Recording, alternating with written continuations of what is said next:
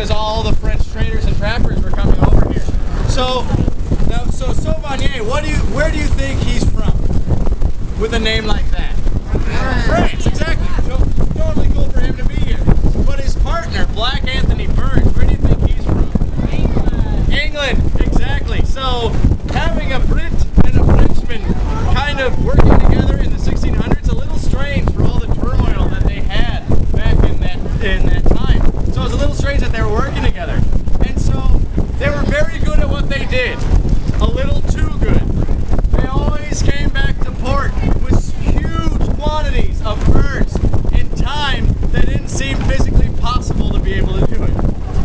But no one really questioned them because they were very large men.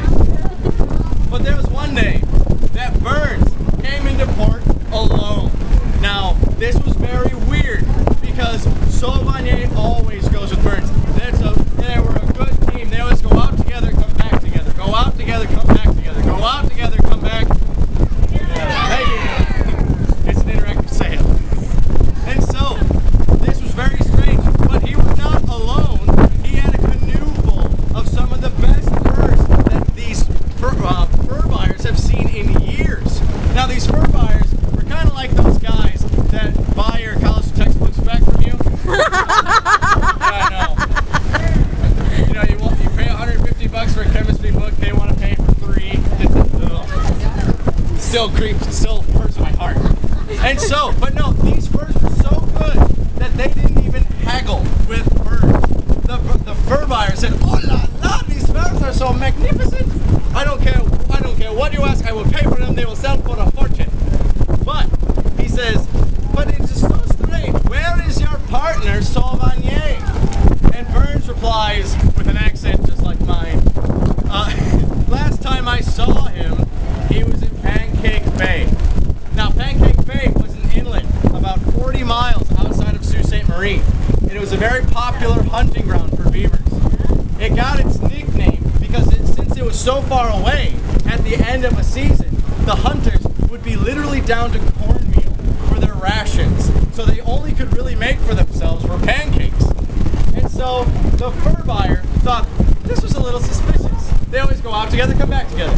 Go out together, come back together. And so he goes up to the local constable and he says, "Constable," which is French for constable, I have declared today.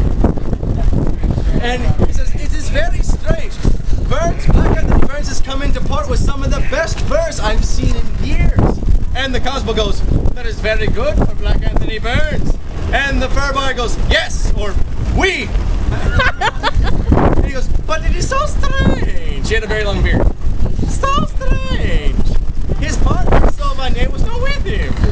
And the constable goes, "Yes, the words were very strange indeed." He also had a very long beard. And so the constable goes up to Burns himself and he asks him, "Where is your partner, Sauvigny?" And Burns replies again with, "Last time I saw him, he was in Pancake Bay." So either the constable was very suspicious, or maybe he didn't have anything better to do that day. He got in his canoe and paddled 40 miles up to Pancake Bay. And he did this in half a day. He must have been pretty huge. I can't even make it out of the pier in half a day. And so he gets up there and he starts asking some of the locals, seeing if they've seen Sauvigny. And all the locals are, "Prepare attack! Prepare attack!" Very good. All the locals are saying basically the same thing. They saw him with Burns at their campsite and they were drinking and arguing about something. And so the constable goes to the campsite, seeing if he can find anything suspicious. And he finds a pile of ashes.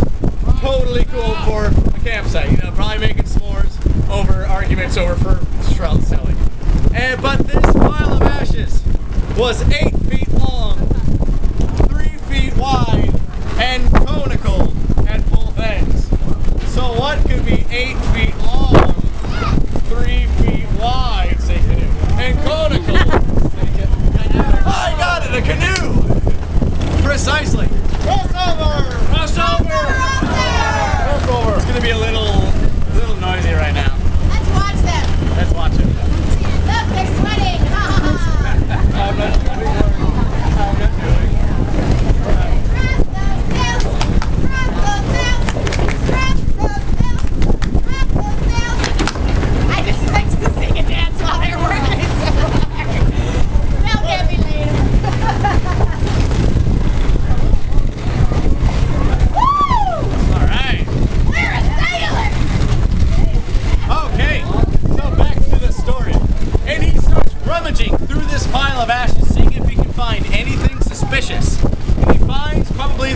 suspicious thing you can find in the ashes.